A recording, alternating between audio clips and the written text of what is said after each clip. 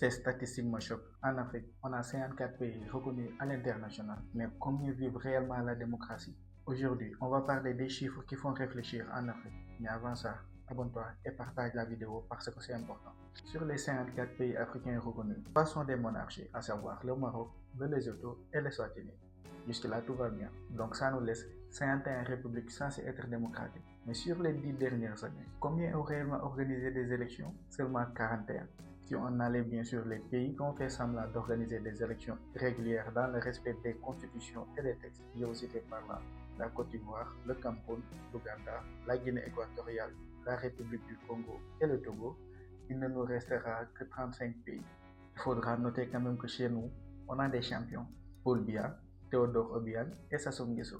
Là, on tient les champions, toutes catégories confondues. 40 ans au pouvoir quand même. Sur ces 35 pays, combien ont eu un changement de régime avec un coup d'État? 8.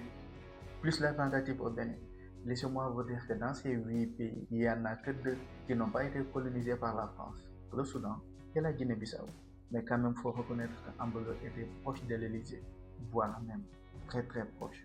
Et même dans les pays où il y a un changement de régime, rares sont les fois où les élections se sont déroulées sans accord. Il y a quasiment à chaque fois des morts. Et c'est déplorable. On fait encore plus intéressant et intriguant dans ces pays où on a un changement de régime normal. Sur les 27 restants, il y en a très peu où les anciens présidents sont encore résidents du pays. Et très souvent, ce sont des pays dont on n'entend jamais parler, comme les Seychelles, l'île Maurice ou Sao Tomé et Principe. Et à votre avis, quel est le lien commun entre tous les anciens présidents qui ont littéralement fui leur pays, mis à part Yahya Jammeh bien sûr? Ils étaient tous de très proches collaborateurs de la France. Sérieusement, au vu de tout ça, de réelles questions se posent. Mais doit-on parler de démocratie dans certains pays africains? Donne-moi ta réponse en commentaire.